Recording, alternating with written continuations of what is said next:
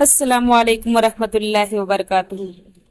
نحمدہ ونصلی علی رسولہ الکریم، اما بعد۔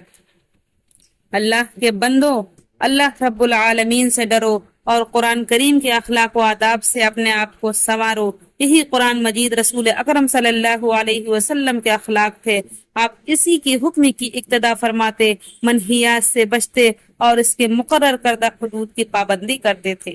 چنانچہ ام المومنین عائشہ رضی اللہ عنہا سے آپ کے اخلاق کے بارے میں دریافت کیا گیا تو فرمایا، کانا خلقہ القرآن، آپ کے اخلاق قرآن تھے، لہٰذا ہر مسلمان مرد اور عورت پر آپ کی اقتداء ضروری ہے۔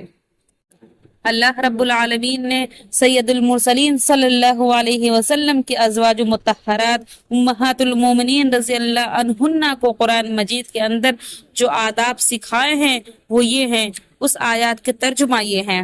اے پیغمبر کی بیویوں، تم اور عورتوں کی طرح نہیں ہو اگر تم پرہیزگار رہو، لہٰذا کسی اجنبی شخص سے نرم باتیں نہ کرو، اس کے نتیجے میں وہ شخص جس کے دل میں کسی طرح کا مرض ہے کوئی امید کر بیٹھے، اور دستور کے مطابق بات کیا کرو اور اپنے گھروں میں ٹھہری رہو اور عہد جاہلیت کی طرح اظہار زینت نہ کرو، اور نماز پڑھتی رہو اور زکوٰۃ دیتی رہو اور اللہ اور اس کے رسول کی فرما برداری کرتی رہو۔ اے اہل بیت، اللہ چاہتا ہے تم سے ناپاکی کا میل کچیل دور کر دے اور تمہیں پاک و صاف کر دے۔ یہ آیات نہایت ہی عمدہ اور گراں قدر اخلاق و آداب پر مشتمل ہیں، جن کے ذریعے اللہ تعالیٰ نے ان عفت ماب عورتوں کو ادب سکھایا ہے جو اس امت کی افضل ترین عورتیں تھیں، جن کے دل سب سے زیادہ پاکیزہ تھے اور جو سب سے زیادہ اللہ کا تقوی اختیار کرنے والی تھیں، جو ہر قسم کی شک و شبہ سے مبرہ اور خیر و صلاح میں سب سے آگے تھی۔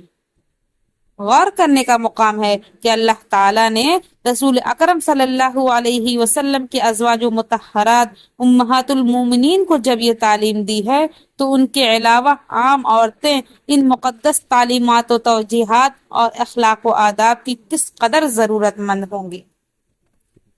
لیکن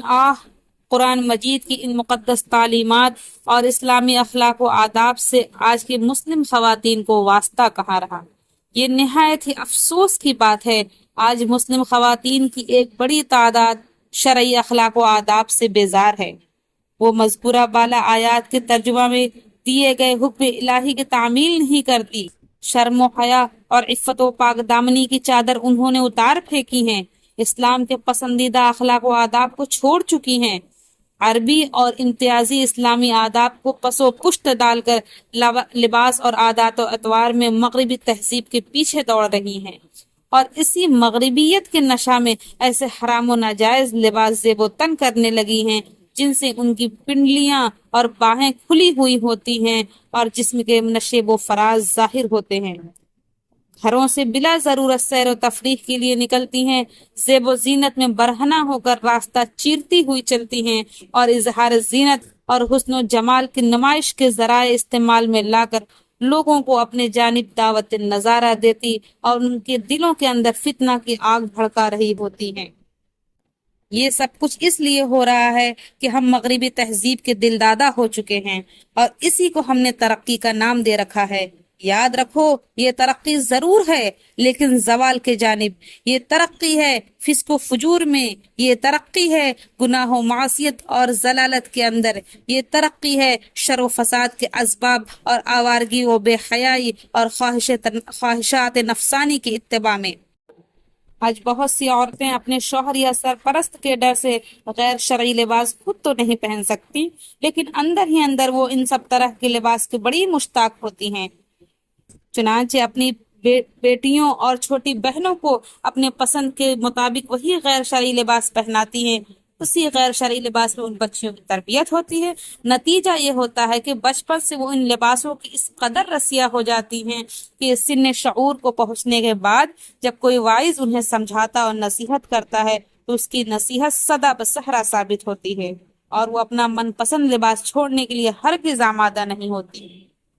اس طرح کی چست اور باریک لباس کے جس کے اندر سے حسن و جمال نظر آ رہا ہو پہن کر ایک عورت